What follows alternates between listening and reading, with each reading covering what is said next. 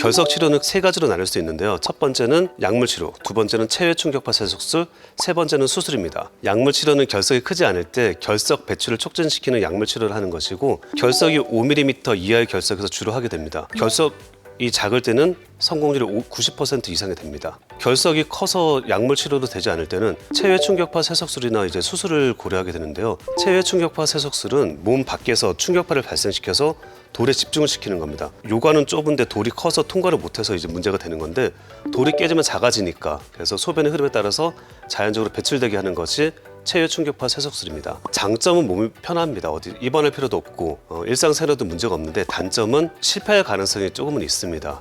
한 3번 정도 시술을 한 다음에 그래도 성공되지 않으면 결국 수술로 넘어가야 됩니다.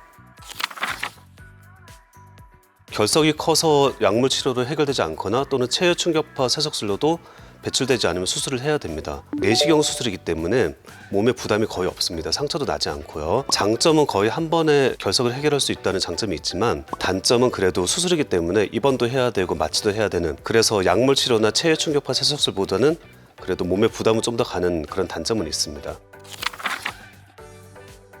병원마다 좀 차이가 있긴 한데요. 요관 결석의 경우는 거의 다음날 퇴원하게 되고요. 신장 결석의 경우는 감염의 위험이 있기 때문에 보통 수술 다다음날 퇴원하는 경우가 많습니다.